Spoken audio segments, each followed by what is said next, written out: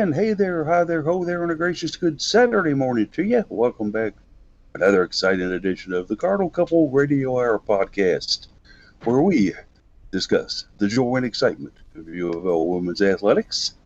We have a fun show today. We've got a full crew. We've got a lot to talk about, and trying to overcome some technical difficulties this morning kind of seems to be on my end. That doesn't surprise me. I'm the least technically knowledgeable of the group here, but I had a few of my own, so no worries. Jeff chimes in. He's got the problems too, so I don't know. Maybe it's the fact that February is almost over. Yeah, I overcame mine, but man, it's been an exciting morning. I wish it weren't. I kind of had the same too. I made all these nice picks for Gulfstream today. They've got a big Derby prep race going on down there, and then I went back and checked like a half an hour ago, and half of my picks were scratched today. So that was a little shuffling on the fly, but anyway, we got it all straightened out. But yeah, like I mentioned, we got a full crew in here today. We got a lot to talk about, so let's go ahead and get into some introductions. You just heard Jeff speak there a little bit. He's been dealing with technical issues, but other than that, how's your week been, pal? Tiring. I had managers meetings this week, so 3 days worth of a 4.5 hour meeting each day. So that's pretty exhausting. Yeah. Otherwise, good. Got to watch some volleyball. It's nice. Just kind of staving off my volleyball shakes from UofL being postponed just wondering again. If you're wearing out your carpet, waiting for the cards to start playing. Right. AU Pro volleyball starts tonight as well, so that'll help a little bit. So a little bit more about that later. Hopefully, get a chance to chime in on that. So, yeah, definitely want to do a little discussion on that. We've got Daryl in here. Daryl Fass had trouble getting on board this morning as well, but Daryl, give us an update on how things are going at the ACC headquarters in Louisville. What's going on down there? Good morning. Yeah, mine was just a buzzing on my end. So I take blame easy for fix that. for me. Wait for everybody else to do the work. But the network gonna have to wait another week at least. Start of my spring sports schedules being delayed thanks to COVID. But didn't expect anything less.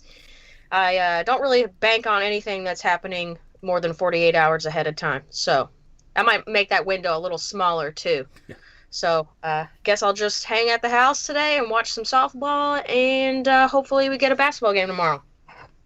You had asked for a bubble to be built around the Notre Dame's women's athletic teams. How did that go for you?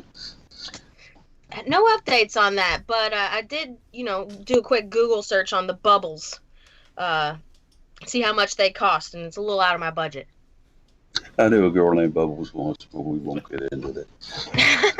Well, also got Jared Anderson in the house with us. Jared's had a busy week doing things back and forth. First of all, how's the new job treating you, pal? Oh, it's treating me really well. 4 weeks in so far, and getting plenty of training and knowledge in. Just having some IT issues where they can't seem to install certain applications and have them run properly and efficiently. So we're going to spend a few more hours in the beginning of next week trying to get some of that stuff installed and figure out why it's not working. So I've been giving our IT department a real headache early on. 4 words for you: just bring in Jeff. He can straighten out any IT problems at all. Not for desktop stuff. Hopefully that'll all work out for you. You going to go ahead and take any photo shoots today in between the raindrops, pal? Possibly. Somebody wanted to go take some pictures out at the Extreme, the skate park downtown. So may hit that up later. Otherwise, I'll just kick back and enjoy a weekend of no home sports until we finally get some stuff again next week with softball coming home. Yeah, and then hopefully the lacrosse on Monday too. But we also got Case in the house with us today. Case was apologizing early because he forgot to record the show last week, but he now has that problem, assumedly, under control now, right, sir? Well, yeah, I recorded the show, just not myself. So there were going to be a lot of big blank spots. I realized, later in the week that I could have there's a solution that I have if I run into that problem again. But yeah, I made sure did my own little levels this morning whenever I turned my computer back on. So we're good. And then preparing to move my office here at home. We've cleared out the old gym. The gym is going to become my office and vice versa. So that'll be exciting. So are we giving up exercising or just expanding here? We're just swapping spaces. I'm just getting a bigger office with a window, and then moving the gym into the smaller space because it doesn't really need all the space that it has for now. But might be a little echoey on the next couple of weeks of the show, as it's just a big empty room with a concrete floor and or in a hard ceiling, which is a lot different than the carpet and ACT that I have in this current room. So. Talk about Spartan conditions there, huh? I guess it's all work, no play for you, right, huh? Yeah. As for myself, certainly I've had a productive week. Had a birthday. Sony had a birthday. We've had some fun doing stuff like that. I want to say thanks to everybody who extended birthday wishes and greetings to me. None of them came true, unfortunately. I did not hit Powerball, and I did not find a sack of gold at the end of the driveway. But other than that, a good week, as I'm now officially an old man and waiting for my COVID shot. I want to get the shot. There we go. Part of the show where we normally get into scheduling and Twitter, and we're going to give Case probably a little extra time on this today, I think, bud, because a lot of stuff going on starting, it's actually today. Because I've lost Case now. The release case. Yep, Started that was messing with his micro- Yep. nope, that was me not unmuting. Ah, So little gremlins everywhere today. Little- Can you imagine being an NTI teacher? Oh gosh. Yeah. No, Jerry, are you going to speak? Jerry, turn your mic on. Jerry. we had that in a meeting I was in yesterday at work. Somebody just blankly waiting for somebody to talk who didn't realize they were on mute for a couple of minutes, actually.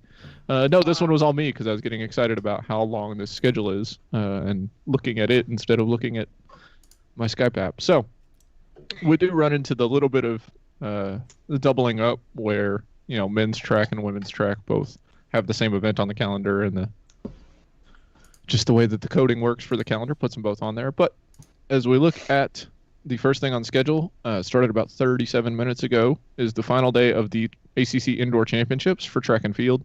The women's team is currently in second place behind Duke. There's still 10 scored events today to try and wrap that up. So a lot of room to move around, and hopefully Louisville can hold on to that second place or do even better. The women's swimming team is participating in a qualifying meet for the NCAA championships that began yesterday. A few B-Cut achievers there yesterday. And then the men's swimming team is in Greensboro for the ACC championships. Baseball has a doubleheader against Western Illinois. They'll try to make up for that loss yesterday. First game at 1 p.m. and the second game scheduled for 4:30. Softball also underway at 1 p.m. That is against Florida in Gainesville. If you have ESPN Plus, that one's on SEC Plus, so you can watch there or follow along with live stats or with the UofL Twitter account. Women's tennis taking on Duke in Durham. That one's at 2 p.m. See if they can continue the decent start to the season they've had.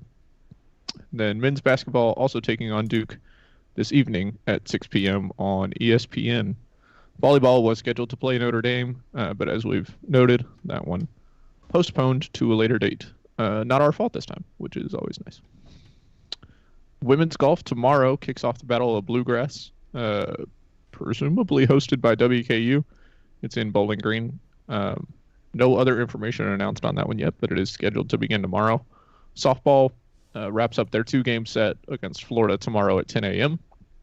And women's basketball takes on Notre Dame at 3 p.m. on ESPN. That's the potential to lock up the ACC regular season championship if they can win that game. So that should be an exciting one. I had to scroll all the way back up to the giant top of the page to switch to March. Lacrosse taking on Cincinnati in Louisville on Monday at 2 p.m. Baseball with a midweek game against Morehead State at 3. Then the women's basketball ACC tournament scheduled to begin on Wednesday. Louisville will not play until Friday, right? There's Yeah, no chance. Yeah, bye until the quarterfinals. Yeah, no chance that they'll play before Friday, but that tournament does kick off on Wednesday. And then rowing has spring training meet scheduled starting in Louisville on Wednesday the 3rd, and then heading down to Oak Ridge, Tennessee for the remainder of the week. Men's basketball at Virginia Tech on Wednesday at 7 p.m. Men's soccer kicks off their spring season against NC State at 6 p.m. in Raleigh on Thursday. And then Friday, men's swimming heads to an NCAA qualifying meet. Rowing continuing. Women's basketball, like I mentioned, we'll have Louisville's first game on Friday. Women's tennis at Virginia Tech in Blacksburg. Field hockey kicks off their spring season at North Carolina at 1 p.m. that day.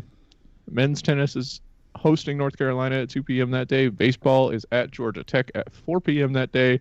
Softball kicks off the Cardinal Classic versus Bradley at 4 p.m. that day. Volleyball hosts Virginia Tech in the L&N Federal Credit Union Arena at 5 p.m. that day. And then softball with a second game against Bradley at 6:30 p.m. So Friday is busy for everybody. One day on Floyd Street for sure, buddy. Yeah. But that's it. That's getting through the schedule slowly but surely. Did you mention women's soccer playing? I think it's today, right? Oh, that is this evening, a closed scrimmage. I think at Lynn Family Stadium, not at Lynn they said Stadium. Some other place actually. Okay. Either of them. I'm not Yeah, sure it's where. Thermal Hutchins Park or something, which Something is like down that. River Road down there. I think it's Right. a big soccer practice facility down there where teams can practice. And if I'm not mistaken, Daryl, it's near where they've had those music festivals down on River Road before, too. Am I wrong in that? I didn't hear where you said the location was. The music festival's at Champions Park. In between the Zorn and downtown area. Is that where you said it was going to be? I think the Thermal Hutchins Park, if I remember correctly. That's right right next Mockingbird to, Valley, right? That's further down, past Turner's and closer to the different strokes golf range. So. Okay, all right. Yeah. A little further down. Okay. It is closed and no video for it, unfortunately, so we won't be able to see it. But yeah. We will get a chance, most likely, to see Racing Louisville on streaming somehow in the upcoming weeks. They said that while these events are closed to the public and they are not doing any streaming hosting, that if a hosting team wants to stream the game, that they're more than willing to let that happen. So when they play at Vandy or at Florida State a couple of times, that'll be an opportunity. But yes, Louisville women's soccer, the college team, getting underway with their spring season with an exhibition against Racing Louisville, which should be really exciting. That's cool. They'll have a really familiar face in the front line of Racing Louisville. Just seeing them in a different uniform, wow. Yeah. Louisville defense should be well acquainted, whether that's a good thing for them or not. I guess they'll find out. They'll be acquainted with Emily Fox, I guess, as well, from North Carolina. Definitely so. So that's scheduling. Like you said, Jeff, I did skip over that. They didn't put it on the calendar for some reason. Yeah, maybe because it's closed, nobody really has an opportunity to go. Yeah. It's weird because I do recall they posted an article about it yesterday, but then didn't add it to the schedule. Oh well. And I also wonder if maybe not streaming it is just due to the fact of where they're doing it. They don't really have the facility set up for it. That it would be more challenging to set up. Versus if they were doing it at one of the Lynn's, then built-in facilities to handle it better. But. Right, and I'm not sure Lynn Family Stadium has like a permanent setup where they could just like put it onto a stream. I assume that's probably network based. Whoever wants to run it, like WDRB or whatever. Yeah. Like I'm sure they have cameras and everything permanently set up. The infrastructure, but yeah. But not some site like you could run it on ACC Network Extra or a Louisville, hosted site in some way if they had it at Market Cityland Stadium. That's just a laptop, so that's all it takes. Yeah. As we move into Twitter, I tweet us at best case scenario. That's BST case scenario. Daryl is at Daryl Faust 4. Jared is at Mr. Anderson Jared. Jeff is at Cardinal Couple or at Card Couple Radio and at Jeff McAdams, and Paulie is at Cardinal Couple. And then, as always, check out the right side of the site for the list of UofL women's athletics Twitter accounts, where you can just follow the list straight from there, or you can just follow along the right side of the site as it is a live updating widget. So there you go. That's that. You almost set a personal best here on scheduling and Twitter here. As I think it's run to 11:20 before back in past broadcasts we've had, but a good long time on it today, and you got everything covered in there with some help with Jeff there on adding some stuff. Yeah, there's a lot to cover right now because you're adding in some of the fall sports too, right? It's challenging this spring. Yeah, what the heck, volleyball and field hockey? Right? Filling up my schedule from spring. And I'm amazed that Jared hadn't figured out a way to go down and sneak down and take photos today of women's soccer, but still time for that, I suppose. I thought about reaching out to Nick, but I was like, I'm kind of enjoying an off weekend and just catching up on sleep from work. And I've had plenty of people ask me, hey, are you taking pictures? And do you need a sidekick to help you carry your equipment? I said, well, I'm not sure I'm going to be down there. It's an open park. What are they going to do? Kick you out? Well, you got the answer is money yes. already, They'll Jared? kick you out. Just go down with the soccer ball, Jared. So you want to get some kicks in on a adjoining field. They can't stop you from doing that, can they? All right, I've got a personal training session with the Mina after the match. I need to get over here, y'all. No. Stretch and kick. All right, so fun stuff going on. Certainly, if you get a chance to catch any of this stuff, certainly do so. As we normally like to remind you as well, make sure and read Cardinal Couple every day to get the latest information on what's happened, what's going to happen, and what we think may happen. You never really know in this COVID-based environment, but certainly we're hoping that all things can go off as scheduled. Something that did go off as scheduled last Sunday, unfortunately for Cardinal fans, was that the Cards women's basketball team played Florida State down in Jasmine Jones's old hometown, Tallahassee, Florida. They probably could have used a little bit of jazz against the Noles there as the Cards dropped that decision 68-59. Louisville actually led after three quarters and then went on a fourth quarter hiatus for a while where Florida State took the lead and then was able to hold on to win. I had the write-up on this the next day and tried to be as positive and optimistic about the loss as I could. But the main thing to me, and we can kind of bat this around, is that Louisville just didn't look like Louisville in the fourth quarter, gang. Daryl, you watched it. We just kind of disappeared there for about a 6-minute stretch, didn't we? Yeah, you talk about that fourth quarter. I mean, the thing that stands out to me is Florida State's shooting 24 free throws. Come on. What is that? Like, seriously, how they shoot 24 free throws. They made 18. And for the game, I think it was something like 38 free throws 27 to 38 free throws, and we lose the game by 9 points. Come on. I mean, the Cards shot 22 of their own, and it was just it was not a good game from either teams. It was just the free throw difference that put the Seminoles ahead in this one. It was really frustrating to watch, especially because the Cards have been struggling from 3-point range, and they're still struggling, and they've really got to shake that this week. Yeah, the refereeing crew was headed up by Denise Brooks, who I found out a couple years ago down at the ACC tournament that her nickname was Sarge. Now, how she got that nickname, I don't know. But she was certainly barking out the orders and blowing the whistle on the recruits out there. On Sunday, yeah, you look at it, it's just ridiculous. They had more free throws attempts in the fourth quarter than Louisville had in the entire game. And Jared, a young lady by the name of Morgan Jones, stepped in there and said, "Hello, look at me. You don't have Jasmine, but I'm a Jones. I'm here, and I'm going to put 26 points on you all."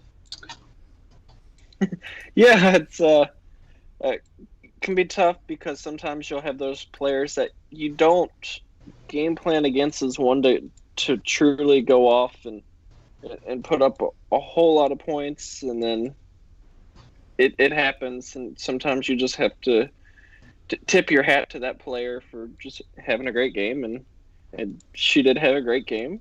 Part of that was also highlighted by what you mentioned and Daryl mentioned with it's easy to rack up points from the free throw line as well, and it kind of reminds me of the NBA where a player will score 50 points and 20 of them come from the free throw line. So really does that count? But I mean, she went off. She had a great game, and we didn't have an answer to stop her, which is weird. Usually we have some type of game plan or adjustment that we can really shut a player down, and this one, she still just kind of had her way the entire game and had us confused out there on defense. So you got to tip your hat to Morgan Jones on that one.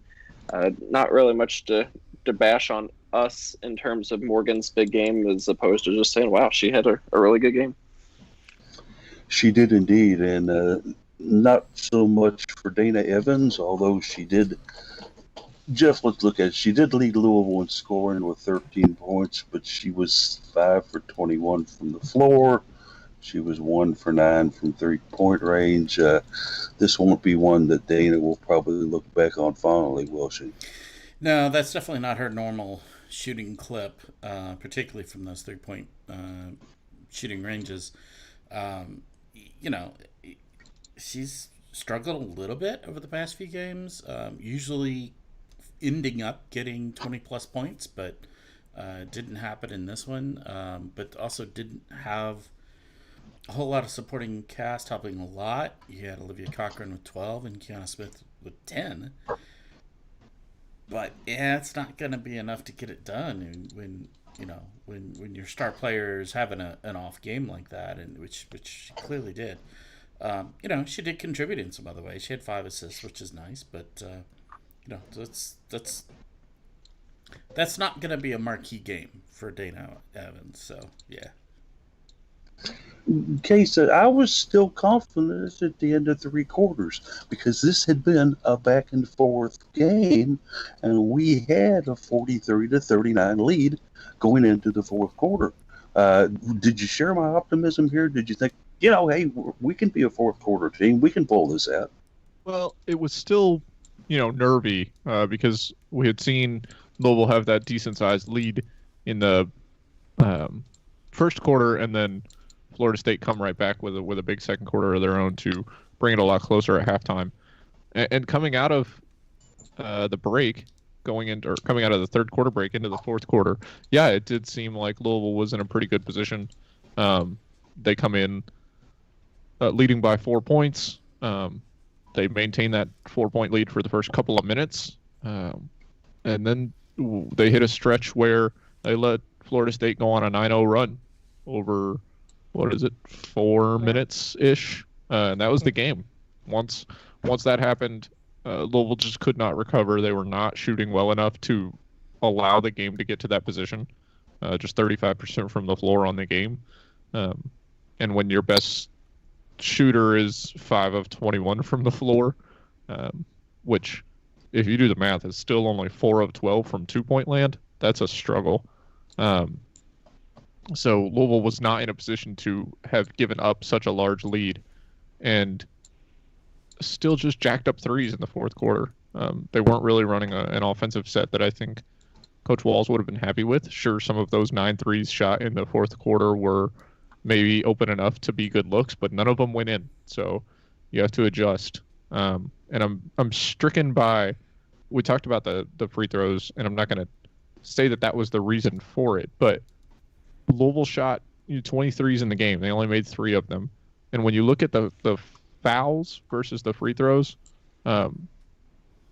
we said that Florida State shot 16 more free throws, but Louisville only committed 5 more fouls. So many more of those fouls were shooting fouls. And that comes from driving the lane, getting in a position to get yourself fouled and get to the free throw line. The refs called this one really tight. 47 fouls throughout the game is a whole heck of a lot. And, Florida State put themselves in a position to succeed with that, the way the game was going, and Louisville just didn't, unfortunately. Yeah, the big stretch that I kind of looked at to kind of sense this one for Florida State was where we had a 45-41 lead. And then all of a sudden, FSU goes on a 13-2 run, or we go 0 for 10 from the floor, and our only 2 points in that session were 2 free throws. That was a game changer for me. So, but Jeff Walls has discussed it with the media. He's discussed it with others on his radio show and such about this. The team definitely is anxious to get back out there, as they will do tomorrow, and redeem themselves in some sort of way for that loss down there. But, guys, face it, Jared, it's the FSU bugaboo on Louisville. They beat it the last 4 times. It's always, from what I've gathered, they've always kind of been like our Achilles heel, and we can't seem to find a way to get over them quite yet, which has been more than frustrating, because we did get that win earlier this season, and with how good our team has been this year, it's just like, seriously, guys, come on. Why are we losing a game and having such a poor performance? And I don't think it was just because it's Florida State in this case. I think Louisville just played a horrible game. They couldn't make a shot to save their life, and shot pretty poor from the free throw line, which is very anti-characteristic for them.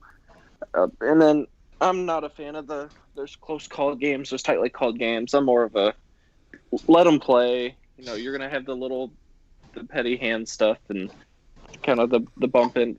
Who cares? Basketball is not a anti-physical sport. You're still going to bump into each other and have that physical touch. So don't call the petty fouls. Let them play the ball in the game. And I mean, that's how teams get momentum, and that's just kind of how the whole game flow goes. So a couple things there, and I don't think it was just because it's Florida State in this situation. You know what I was thinking, guys? There was another thing about this game. I said it earlier, maybe last week, or maybe it was earlier this week, that one of the things I like more about the women's team than the men's basketball team is that the women, when they get down, there's something that clicks. Like you can see something in their style of play clicked, where they know they're better than these teams they're playing when they start to struggle, and usually they can flip the script and turn it on and be able to get their lead back, no problem. But it didn't happen in this game, and I was just bragging about how they have that ability to turn things around in no time, but they didn't do it Sunday.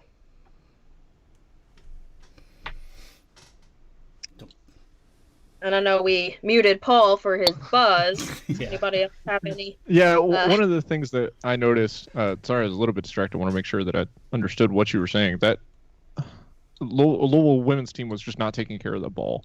Am I correct on that? Yeah, I think so. I can't remember a specific moment where I got frustrated about it, but it was just not the style of play we've been used to seeing from this team. Yeah, they do have the ability to take care of the ball and make their possessions count, and it just wasn't happening. I think somebody else said it earlier, just they were chucking up threes, and that none of them went in that third or fourth quarter, and that usually just doesn't happen. I mean, I've watched Dana really, really struggle to find any sort of momentum when she did chuck something up, and it was so off. Something was way off on Sunday, and I hope Coach Walls is able to pinpoint it and turn things around tomorrow. There's a weird thing that I noticed that probably has to do with what you're saying about their style of play and really their energy in the game. Louisville only had 11 turnovers, and Florida State only had 11 turnovers. Florida State was 6 steals. In that fourth quarter, Florida State had 7 fast break points to Louisville's 0. I could probably try and figure out how many steals they had in that fourth quarter, but it to my knowledge, it was not very many. And the primary thing that they were getting fast break points out of was just Louisville jacking up shots that don't go anywhere near the basket, because that's how their fourth quarter went, and then getting completely cleared out on the boards and then getting beat back on defense to allow fast break points on misses. A long rebound is a turnover in a lot of senses, and Louisville was just not prepared to be in a position to deal with that, and Florida State made them pay for it. That's what I was going to say. They weren't in the right spots. And I also feel like I saw the team physically give up. I've never seen the team give up in a game if they were to get down at all. I feel like I said, that something flips and they're able to pull it out. But with like 2 minutes left in this one, I just feel like I saw them give up. Yeah. Go ahead. Does Paulie still struggle to get in? Yeah. I was going to see if he can make it back, but Jeff, you go ahead. No, go ahead. I was just basically, I was agreeing generally with you all that, lots of turnovers, lots of, chucked up shots that essentially result in turnovers, although not ruled that way. That makes it's going to be hard to win a game. When you're shooting, generally 35% on the game from the field and only 15% from 3. That's not characteristic Louisville basketball either. 63% for free throw doesn't get RF in the Fred report, but at least it's okay. I'm not gonna say it's good. It's not good enough, but at least it's not crazy terrible. Yeah. Lots of All buzz. right, guys. How is it now? No, lots of buzz. What'd you turn on over there, Paul? You making breakfast? You got a little waffle iron next to you? Do you have your phone near your microphone or anything? I'm checking it out now. No, it is not. I don't know. I'm down Googling wires. Yep, not great. Yeah, that's not gonna work. Not gonna work. But yeah, did you all see that Florida State lost to Notre Dame this week? No, I missed that. Wow. Yeah, they lost to Notre Dame on Thursday night, I believe, and I'm pretty sure they had 5 free throw attempts on the evening. So it's just funny how if you don't get 30 attempts or 40 attempts, how the game finishes. Yeah, absolutely. Yep. Yeah, a little tougher to win when you don't get the charity stripe as much, and when the officials aren't constantly blowing the whistle to kill momentum. Mm-hmm. Right. Bringing up the game. There was an old saying by an old football coach that we had, John L. Smith, who simply said, "Tear off the rearview mirror." Yeah. I think that's what we're going to have to do with this one.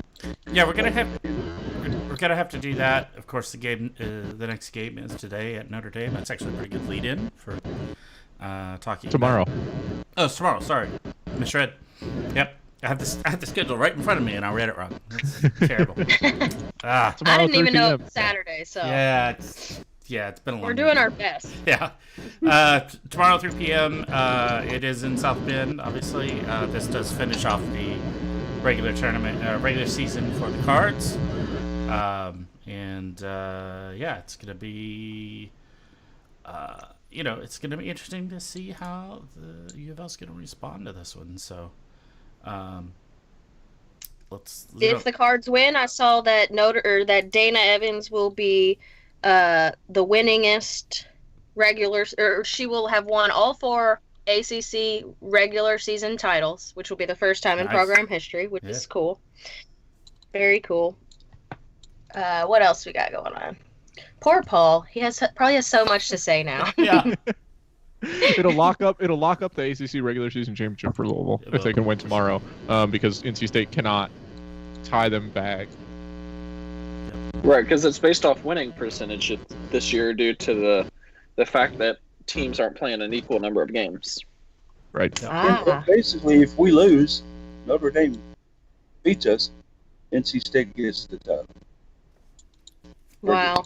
Yeah. Unless if NC State loses. Yeah, unless they lose. Yeah. So one of those control your own destinies, win the game and move on situation. We do have Exactly. Notre Dame. We beat them back on the 7th. It was a close game in the KFC Yum Center where it went to 71-65. Yes. Big day from Dana Evans against them, 27 points. And Kiana Smith, 4 for 8 from three-point range. She had 16 points in that one. Eval, also a big game, but I'll let you guys kind of just look at them a little bit in the aspect of who do we have to worry about on Notre Dame's team. I'll give you 4 names right here. You can take from there. Obviously, Maddie Westbeld. Yep. Yep. LeBron, Yeah. Darren Mabry, Yep. and Brunel. And a fifth I might throw in Olivia Miles, who actually had a pretty decent game against us coming in off the bench, getting 10 points for the Irish in their loss. So certainly it's a good Notre Dame team, but it's a Notre Dame team this year that's just kind of, they play good one game, they lose one game, as you mentioned. They beat Florida State, but then they fall to somebody you never would imagine they would lose to. Is it just a matter of getting comfy with new coach Nicole Ivey, or do they really lack one true leader on that team like we've got in the Dane Evans? You guys can kind of pat down the Notre Dame scenario a little bit, and I'll put myself back on mute. Yeah, I think it's a bit of a mix there because we didn't see a true leader in that Notre Dame game, and just watching a couple of their games this year, that nobody has consistently been the go-to player or their vocal leader, which is always a big part of it. In the past, we've had players like Maisha Hans-Allen and then Asia Durr, Dana Evans. We've always had some type of leader out there, and all the great teams have some type of leader that can help calm the team down on the court and get them just back to where they need to be. But also, it does take some time to mesh and gel with a new coach, new system, and just kind of get a feel for their style of play and what they're wanting out of you. So, and we've seen that, I think, a little bit with some of our recent coaching changes, where softball has taken some time to adjust with Holly April's coaching style, and lacrosse has taken some time to adjust to what Scott Teeter is having them do. So it's just a little bit of a game of being patient and waiting. And I think you get a lot of situations where the leader on the team is going to be a person who is contributing on the court in a lot of ways. Usually, not always, but usually, you need to have that ability to be that presence and be contributing out on the floor. I mean, who's the statistical leader for Notre Dame in nearly every category in their stat sheet? True freshman Maddie Westbeld, right? It's a little difficult for a true freshman to come in there and be a real leader on the court, right? I mean, you're not going to really be looking to her to be that leader, even if they're out there in front on the stat sheet. You usually need somebody else to step up, but otherwise, you've got some good contributors, like Polly mentioned, Destiny Walker, Darren Mabry, Sam Brunel, some of those others. They're doing good things. They're playing well. They've got some pretty good stats, but they're not that standout. They're not that. I haven't seen, in watching Notre Dame, I haven't seen somebody step out and be that vocal guidance on the floor. Now, I've only watched a few games, so maybe there is, and I just haven't seen it. But yeah, That's what I was thinking. I think it's reflected in like their overall schedule or record trending, right? They opened the season with that weird loss that we all kind of laughed at against Ohio. Then they alternated wins and losses for their next 6 games. Their first 2-game win streak didn't come until the turn of the new year. Then they'd lost again. Then they went on a 3-game win streak, then a 3-game losing streak, and now are in the midst of winning 2 straight as they go into the final game of the regular season, which is their 3rd game in 6 days, and the rematch against Louisville. So could be a really tough matchup for Notre Dame in a situation where they've not had, you know, any run of consistency. I was listening to a podcast yesterday. They were talking about Louisville's men's basketball team, where as soon as they look like they're going to do something, as soon as they look like they found a stride, then they go on COVID pause and it screws everything up. That's not been the case for Notre Dame women's basketball. It's just as soon as they look like they might have found a stride, they just shoot themselves in the foot and blow it up themselves. So it looks like they might be on a stride. Maybe they're going to shoot themselves in the foot against Louisville and blow it up themselves. Or maybe Louisville comes out with an absurd vengeance after the just stinker against Florida State and takes all of Notre Dame's momentum away themselves. You do mention that 3-game losing streak. Let's be fair to Notre Dame. That was North Carolina, Syracuse, and us, right? They're all pretty good teams to be playing against, and all on the road. Right, all on the road. Right, absolutely. So let's not paint that in too bad of a light for them. But yeah, I mean it is. It does. It obviously. I think it shakes the psyche of the team a little bit to go on a losing streak like that, and I get it. It's still kind of a team that still has some of those question marks with some new players coming in. Graduated a bunch a couple of years ago, so kind of a new team, new coach. So still a lot of question marks there. Here's a few things that stood out to me. Was someone talking? I couldn't hear you. So right now Notre Dame is 8-10, so they're not a bad team. At home they're 7-2, and I think right now they're playing for their life to get in the NCAA tournament. Now I know that the ACC tournament could change a few things, but I'm pretty sure they're on the bubble. Could be in that last 4 conversation. And by my research, it kind of looks like Notre Dame's at its best when they do have the balanced scoring from, 4 or 6 players and at least one coming off the bench. So I kind of think they're playing for their lives here, and they're definitely going to give the Cards a lot to handle. Especially, like I said, that at home they're 7-2. So this is going to be probably another close game. When you take a look at it right now, the prospective ACC tournament that's ahead of us, if they were to start today, Notre Dame would be a 5 seed. They would get the winner of the Pitt-Boston College game, which will be the only Wednesday game. So, yes, they would have to play on Thursday, but then they get either Pitt or Boston College if the standings were to stay the same. That does put Notre Dame in Louisville's side of the quarterfinal bracket as well, along with the winner of Wake Forest UNC. Syracuse, who is the 4 seed, so Notre Dame would have to get through Syracuse in order to meet us in the semifinals, provided we can get by the winner of North Carolina, Wake Forest, 2 teams who have given us a bit of thrills and chills this season in playing them. So interesting all the way around on this tournament. I think the one team that has impressed me over the last 3 or 4 games is North Carolina. They have been on a tear. They've been beating up people right and left. Very scary team. Very scary team. Janelle Bailey. I still think she's the best center in the ACC. She's good. You can throw your others at me, and say, oh, how about Cardozo? Oh, how about the girl from Virginia Tech? How about so-and-so? Give me Janelle Bailey, and I can start an army. Yeah, I think Cardozo may be in the future, but I don't know that she is yet. Janelle Bailey, I'm with you. I would probably put her at the top of that list right now. So with all this said and done and everything, and I warned you all earlier this week that I was going to ask some questions. So let's go ahead and get into the questions I was going to ask you. Yep. And I've got 4 questions for you. The questions are, who is your ACC Freshman of the Year? Who is your ACC Coach of the Year? Who is your ACC Player of the Year? And the one that had Daryl confused, who is the ACC Most Improved Player of this year? Yeah, that's a tough category. I'm with Daryl. And so we'll save that one for last. We'll give you all some time to think about it. I have no random order on how I'm going to ask you all your choices on these. I will go first, though, just to kind of get that out of the way. And then I'll probably go with Jared next because Jared never talks.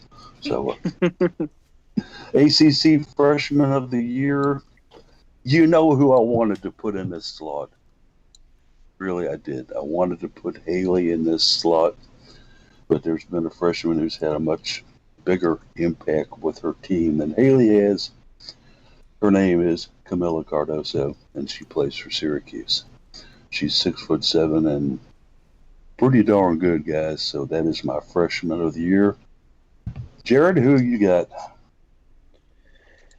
Yeah, like you, I really wanted to say Haley, and I think if you look at the first half of the season, you can make a strong case. But since then, I think Haley's had some subpar performances that she hasn't done much to help the Cards, and I don't think she did much against Florida State to help with that loss, and I think the same with NC State. So you're right, it's kind of tough to put Haley in there at this point.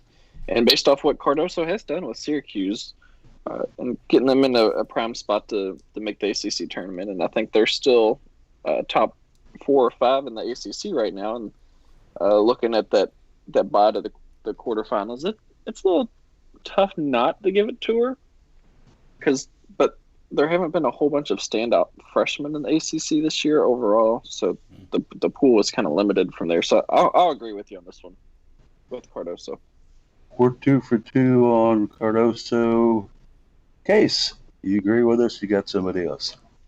I'm actually going to go, and it might just be, the recency bias of us just discussing it, but I'm going to go with Maddie Westbeld of Notre Dame. She's leading the team with 15 points and 8 rebounds a game. She's got virtually the exact same number of minutes as Dara Mabry. They've both been the only players to start all 18 games for Notre Dame, shooting 45, 40, and 78% slashing there. Second on the team in assists, second on the team in blocks, second on the team in steals. I think if you're looking at a freshman that's standing out and having such a huge impact on their team, it's hard to not go with a player that's statistically the best on the team this year. With a team that's been okay. Notre Dame, like we just talked about, weird, but okay so far. Maddie Westbeld joins the fray as we have 2 Cardosos, 1 Westbeld. We'll go to Jeff McAdams now. Your Freshman of the Year, sir? Yeah, I like you all. I also wanted to put Haley Van Lith in the discussion, but no, I don't think she's going to quite pull it off.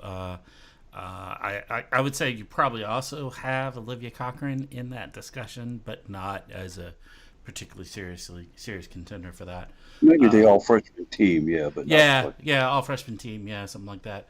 I was also going to point to Maddie Westbeld as someone that definitely needed to be in on the discussion, but I am going to give the nod myself along with you all to Cardoso.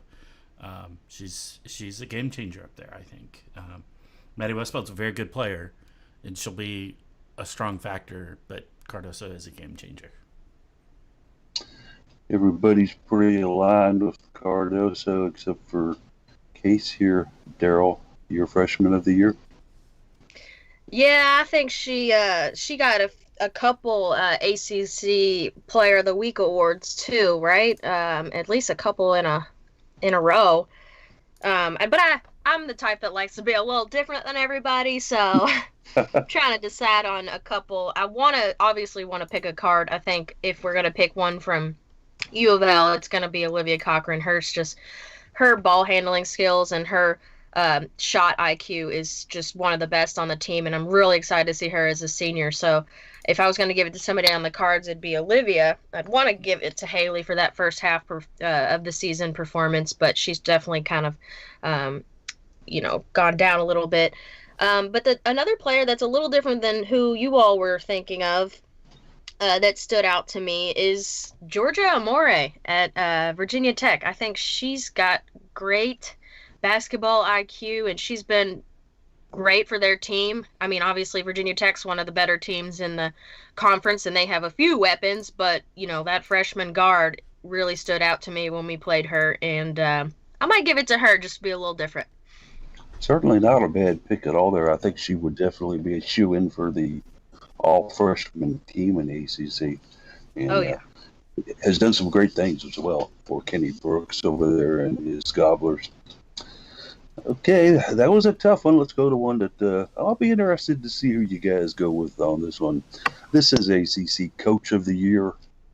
I will start it out, and I will just make it very plain and simple. Who's got the best record in the ACC? Jeff Walls.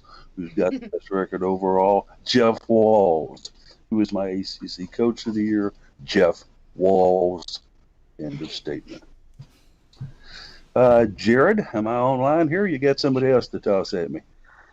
Yeah, I'm going to go a little different just because sometimes when I'm looking at something that can help qualify to make you Coach of the Year, it's not doing the same thing that you do every year.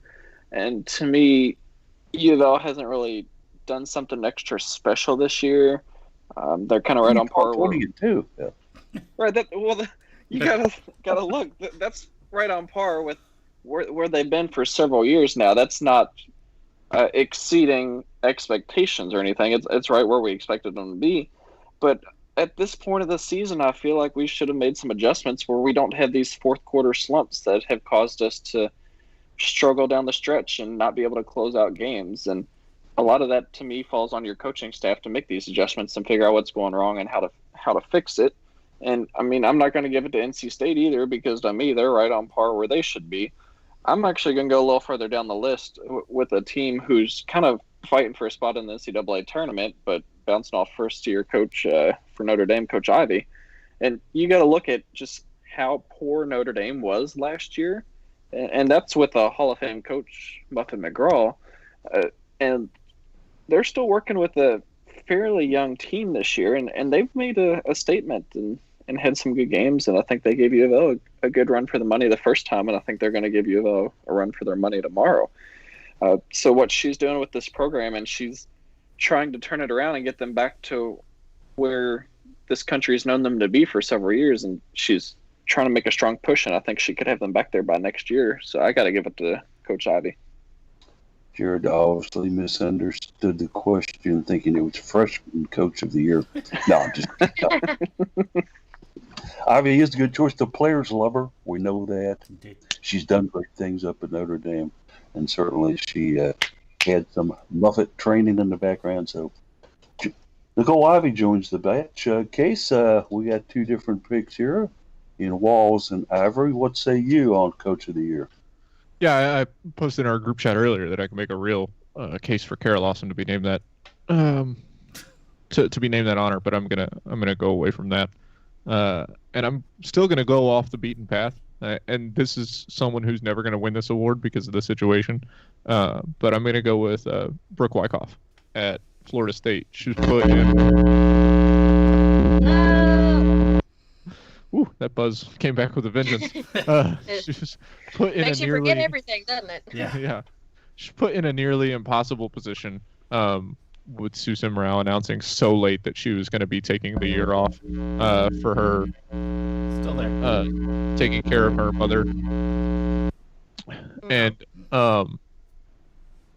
she's done a decent job with this Florida State team.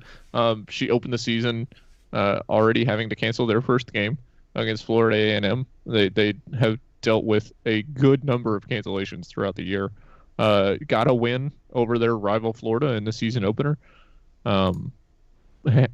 Got blown out by Louisville, admittedly, in the first game that they played each other, but then did get that win over number 3 Louisville at the time. Their 9-7 record is not great, pretty much on par with Notre Dame's 10-8, like we've been talking about. But at home, they've been fantastic, 7-1. It's a way where they're really struggling. 7th in the ACC. Like I said, is not going to get them a ton of love or get her a ton of love for this Coach of the Year situation.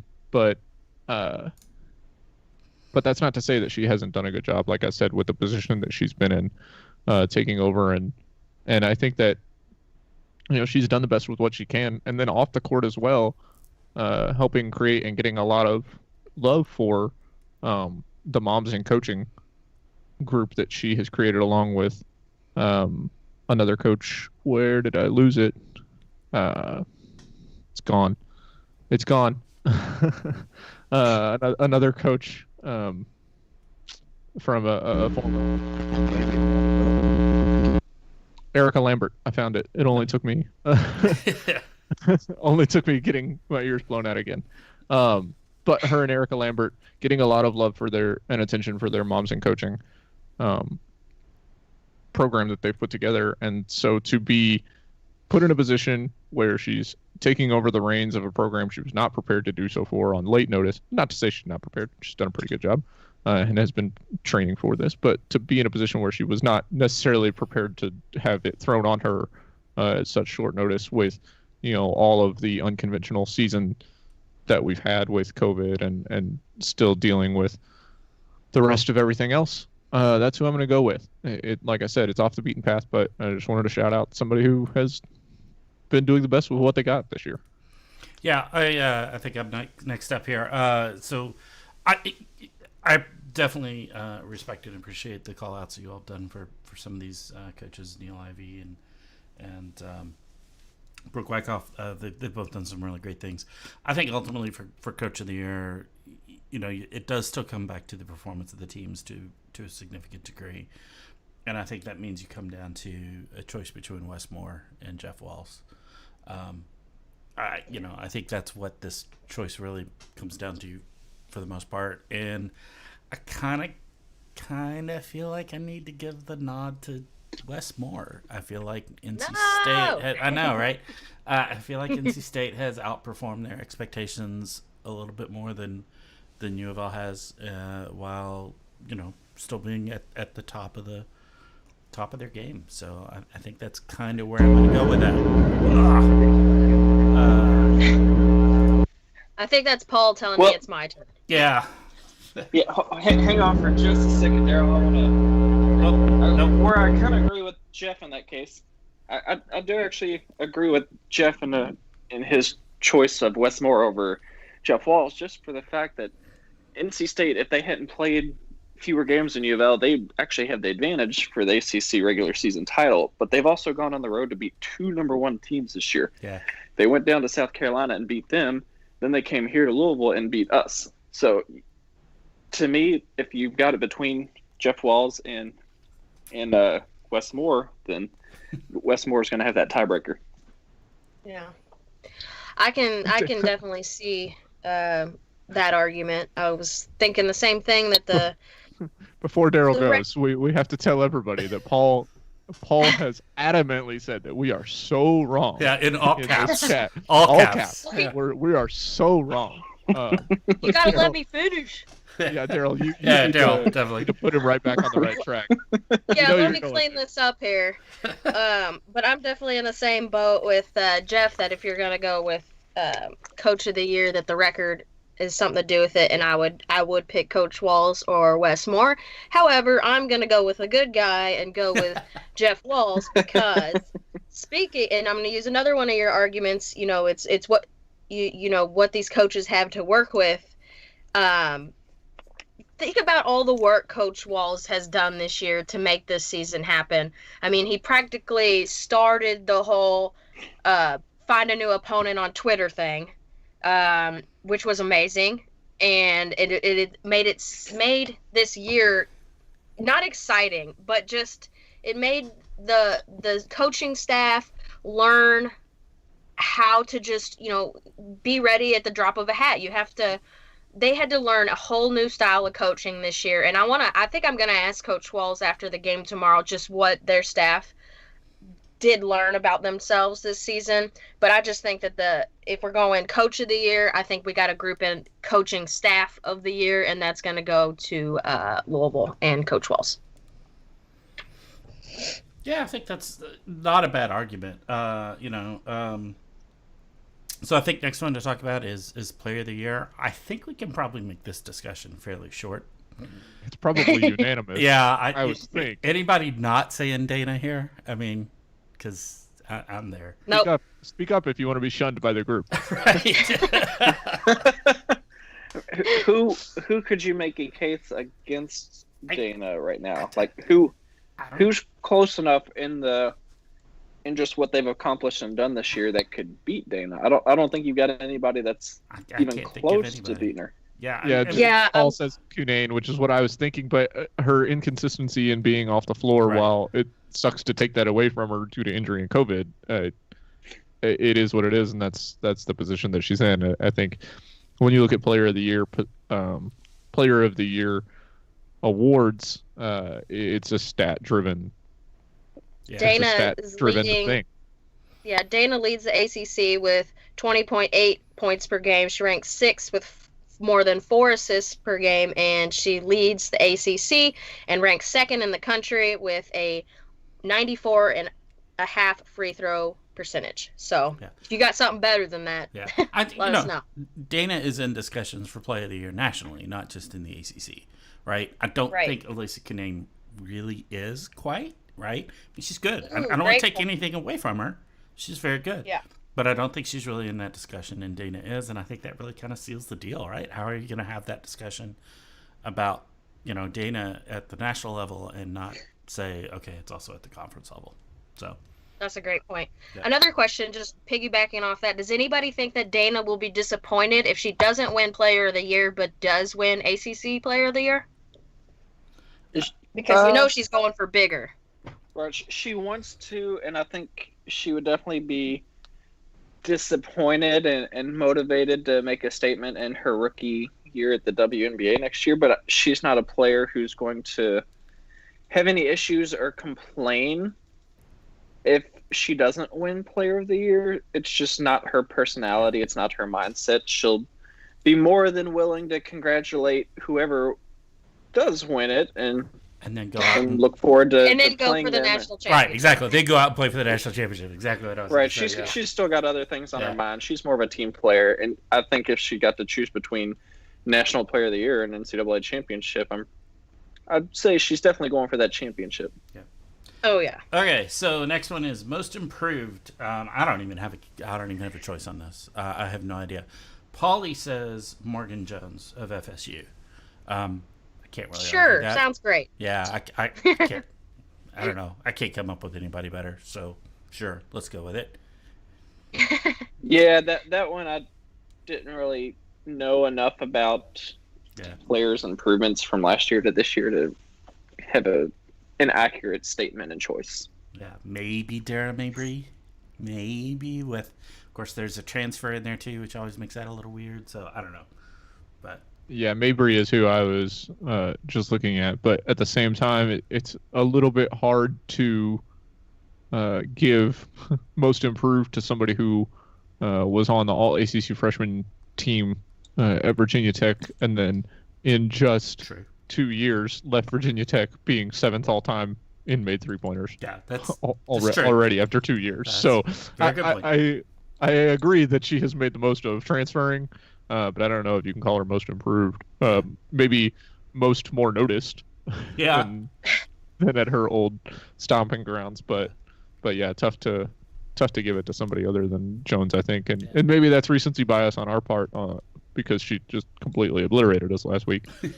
But yeah, she did have has had a really good season. Yep. I think that gives us enough for basketball. We're going to move on. Basketball is not the only sport that's going on. Softball is riding a 3-game win streak from their ACC pod last week, so they've got a big series this week against Florida. Daryl, why don't you tell us about that? Yeah, I'm excited. About to get started here soon, but the Cards are not short on some quality matchups so far this season. Like you said, got a 3-game winning streak coming into this one, but Florida is undefeated, so that's not going to be that's a tall order. And some things that stood out to me, first of all, Florida's got the SEC Pitcher of the Week on their accolades from this week, and also the SEC Player of the Week. So not only playing the Pitcher of the Week in the SEC, we're going to be playing the Player of the Week, but the Cards also have Taylor Roby, who was the ACC Player of the Week. So this is going to be a really good one. I think the last time these two teams faced each other was 2008. So, a long time in between. Florida's ranked number 6, I believe, in the country. 6 or 5, and they depending just upon. is it 5? 5 and 6. They've got There's 2 different ones, yeah. So 5 and 6. Yeah, give or take. Yeah. So, they're really good. I'm looking at stats matching up or side by side, and the Gators have like almost twice as many hits and runs as the Cards, so that's a little scary. But hopefully they'll make it a good game. I think Florida also leads the country. If they don't lead, it's close, 1 or 2. And it's their, let's see, the game they played on Thursday was their 5th game with 10 or more hits, and they also they haven't allowed more than 5 hits in a game so far this season, which is tied for 2nd in the nation, and they're tied in 2nd in the nation with 5 shutout games. And I think the Cards have had several games where they've been shut out this season. So if they can get some runs on the board and just not get blown out of Gainesville, then I think it'll be a good weekend matchup for just the season overall. Yeah, I want to say on softball, I want to look back more at what they did last week and just their success in winning 3 ACC games early in the season. And one of those was being at NC State's home stadium. And they had some tough battles. I think with NC State, they were down 4-2 going into the bottom of the 6th, and they were able to put up a run, and then in the bottom of the 7th get that walk off. And I think Virginia, it was relatively the same with a pair of runs in the bottom of the 7th to win it. I think what Taylor Roby's really been standing out so far and just proven that she's going to so far be the best player on the team and making a strong early case for most improved player in the ACC if we're going to give out ACC accolades for softball end of the year. A little early, but yeah. So pitchers that can hit. Yeah. It reminds me of that's some a of great the combo. Melissa Becker days. Yeah. When she was a kind of a do-it-all player, and I think Roby also mirrors the fact that she lacks a little bit of speed like Becker did, but what she has in terms of her pitching capabilities and then just her strength behind the plate or at the plate is pretty phenomenal. Yeah, absolutely. Let's call out Taylor Roby as, we're talking about her being ACC player of the week. This is player of the week, not pitcher of the week, right? Right. This is as much her offensive output and capabilities as it is her pitching. She's also the UofL pitching ace, clearly, as we saw the amount of time she spent in the circle last weekend. So, she's a very, very great player. A lot of fun to watch. I'm looking forward to watching her here in about 15 minutes. So, good stuff. Good wins in a bit of a weird weekend with teams playing on not their normal court or not their normal field. We played Virginia twice on Duke's field and on NC State's field. So, weird stuff afoot there. So totally normal. Yeah. Yeah, I imagine they made a bus caravan over to NC State's field with Virginia after that first game at Duke. Yeah. It looked like it was going to be a very unfortunate start to the season for Louisville. We saw that those back-to-back losses to Alabama, then back-to-back losses against NC State to open Friday, and then, like we mentioned, they were down against Virginia for or late in that game on Saturday, and managed to come back and win, and then swept the remainder of the weekend, which was really nice. Puts them in a much better 3-4 position than the 1-6 it could have been very easily. And they're going into this Florida series, who is ranked ahead of Alabama, which, whatever. It's the SEC, man. SEC softball. It's for real. But Florida, to me, at 6-5 at 6-5 ranking, 9-0, does not feel like just the slaughterhouse that Alabama was to open the season. This Florida team, I wrote about it a little bit today. They just feel a lot more vulnerable than Alabama did, and maybe they still come out and beat the brakes off the Cards, maybe not. But they do have a couple of games where they looked really shaky. Just a 1-0 win against Jacksonville not even Jacksonville State, Jacksonville University. One of their games against Georgia Southern was just 2-1 victory. In this 9-0 record, they've played mostly regional teams. This will be the first team that's kind of it's definitely the first power conference team, first team that maybe has a softball program that people have written home about before.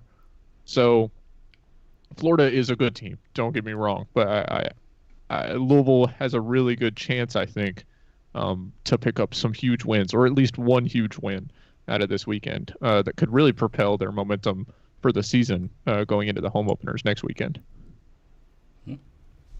Just to check to see if my buzz is still there, folks. Sounds good. We can hear Wait, you. what buzz? Sounds You good. already started drinking this morning? Don't touch Quick, anything. we got to wrap up the show before it comes back. Yeah. Oop, my buzz is gone. I guess I need to fire up another one here and go on mute again. Huh? Never mind. Dude, talk about Florida. Yeah, they're a great team. They're SEC softball is fantastic. We know all this, but we certainly have a team that believes in each other. Yeah. We've got some former SEC players on our squad. Don't forget that as well. The girls coming out of Auburn and such, and Taylor Roby. You're never out of a game with Taylor Roby. And I'm waiting for Celine Funky to get on her triple, Jag. She's been doubling and home running. She needs to start tripling. So there we go. Yeah, I think she's got one on the year so far. Right. Yeah, which is substandard for her. It is. This will not stand. She does have a home run, though. Yeah, as Yeah, mentioned. I'll take a home run over a triple. Yeah. I'd rather see the triple because somebody's going to bat her in. Okay. I love to see the triples at it. Yeah, you would think so anyway. There are weapons on this team this year, so maybe they can pull up a nice upset over there against Florida. But once again, as people refer to, you say somebody's gonna bat her in, but I think that triple she got stranded. Okay, well, I guess we could go back and watch the replay on it, Jeff, or perhaps I think I could be wrong on that, but I think that's correct. I'll take the home run. Okay. That's fine. Very good, sir. Quickly before we get into final thoughts in, because we are running a bit over today, but that's fine. Lacrosse, Monday, Cincinnati, a game that was originally supposed to be on Sunday against Notre Dame. Darryl let them out of the bubble. They can't play. So it's Cincinnati, Jared. We were up there last year for that game, if you'll remember, sir. A hard-fought win up Cincinnati in rather chilly conditions. Yes, they were. And then driving on the way back home from that game, Jared and I heard us lose to Syracuse in women's basketball on the radio. Just real quick thoughts on lacrosse here, Jared. We're playing good so far. We're ranked. It's great to be back in the rankings after just short of 4 full years. But looking back on that trip, I miss the days where we could go travel and hit up those away games, which is something that we're probably still months and months away from being able to do again. But it was certainly a nice opening season win against Cincinnati last year, and I think you've appreciated the coverage and that we were there. But yeah, it's nice being ranked again, and it kind of shows just that the results are starting to be there for the Cards. I know there were plenty of doubters out there after 3 seasons with Coach Teeter and still not, having major successes, but you've seen just each season how much they've built up and gotten better, and that upset victory over Colorado was certainly fantastic, and I like the idea of going on and playing somebody who's not a top 5 opponent for our first game when we are ranked to kind of maybe get the nerves out a little bit. Certainly when you've got multi-attackers like Teeter has on this squad, and he's got some good ones, Allie Hall, the Blaylocks, and just quite a few of them actually. And when you've got Rachel Florick in goalkeep, you've always got a chance because Rachel Florick is, I think, the best goalkeeper in the ACC. There might be others who would doubt that, obviously, but she goes back and she gets it done. This graduate senior does. So certainly good wishes for them on Monday as they go into a rematch against Cincinnati. All right, gang. Let's go ahead and roll up on some final thoughts here as we get closer and closer to game times going on here. Jeff, why don't you start us out this week with final thoughts? Yeah, volleyball match scheduled for today has been postponed, like we spoke earlier with Notre Dame with COVID-19 positive test and contact tracing. Instead, you can check out Erin Fair's UofL alumna and all-around great person, playing for Team Cruz, which is the gold team this year, or gold team this week, because they do a redraft every week in the AU Pro Volleyball League. That starts their play today. That one is available on FS1 at 8 p.m. Eastern, so you can check that out on regular TV. The first game will be streamed on most streaming platforms, YouTube, Twitch, Twitter, Facebook. It's at 5 o'clock. You can check that out. Look for AU Pro Sports is the social media handle they use for most things. It's going to be fun. Interesting scoring system because teams are redrafted every week, so they have kind of an individual scoring setup that they put a lot of work into. So cool stuff. It'll be interesting. I'm a bit of a traditionalist, but I'll take volleyball however I can take it. We loved what Erin Fairs did here at Louisville and certainly look forward to see what she can do as her career continues. Yep. Daryl, throw some final thoughts at me. Yeah, I was looking forward to some volleyball today, but, luckily it's not us with the positive test, so the team can keep practicing and staying healthy, and hopefully we get some next weekend. But I'm going to enjoy some games today, some softball, some baseball, and some basketball, and hopefully the women's basketball team gets that win tomorrow and wins the regular season. And I'm just sitting here thinking about how crazy it was because a couple years ago, I remember Coach Walls just saying, we got to win the regular season title. Like, that's our goal. And now here we are about to win it 4 years in a row. And, you got bigger goals now. And those seem more attainable now that the team and the program's able to do that 4 years in a row. That's our coach of the year right there, Jeff. Absolutely. Case, what you got for me, buddy? Well, I guess everybody's going to see by now. Well, nobody will see by now because I'm going to fix it. But having another weird audio issue that I'm looking at as you all talk, and I'm not seeing any levels pop up. But we will see whether the podcast is easy to put up as it used to be, or whether I've created a monster for myself this week. I say all that because my final thought was going to be about the UofL women's soccer game versus racing. But we covered that quite a bit earlier on. So just a final shout out, I guess, to McKinley Forest for getting a gold medal in the ACC indoor track championships. We covered that briefly about how they were in second place, but didn't talk about any of the individual results. So just a shout out to her for her gold medal, and then Louisville with a few other medalers in those events as well. We've had such good throwing teams down at UofL for so many years, going back to the days of Amani Henderson and even before that, for sure. Daryl, what you got for me here? Daryl already On went. what? Daryl already went. Oh, okay. Jared, I'm Jared. sorry. They both have an A in the middle. Jared, final thoughts. Yeah, I'm just looking forward to next weekend and being back out photographing softball. It's one of my favorite sports to photograph up there, along with women's basketball and football. So just really excited to be back out there because it truly has been a full year since we've gotten to photograph a softball game at this point. Certainly should be some fun. I hope to get out to a couple of those as well, sir, and watch you at work and find out where they're going to put the media for softball. Hopefully not On up the on bird. ice. No, You're going to be right behind the umpire, behind home plate, on the field. That's okay. I've got a good catcher back there who's going to protect me. I know I do. Final thoughts here, since I've had such a messed up and a whacked out broadcast venue on my part today on stuff like that. I'm going to go totally off the rails here, totally off base, and wish Scotty Davenport and Bellarmine the best of luck today as they play Liberty. Absolutely. That's right. They are playing for the ASU, American Sun Conference title, folks, at Bellarmine, that little school that nobody ever used to think about, D1. Scotty has got a great group of guys. Scotty is just a great person all over. Going against a Liberty team that's tough. But if anybody can find a way to do it, Scotty and his boys can. So Go get them, Coach. I still remember when you were missing jump shots at Iroquois many years ago. So I love you, buddy. Win this one for me. They should let Bellarmine in the NCAA tournament. Skip Yes. this probation crap. I agree, Ridiculous. 100%. Yep. And perhaps we can get them on the fast track here. So next year, everybody will say, well, they should have got in last year, but they're playing great this year, right? Yep. So best of luck to Bellarmine today.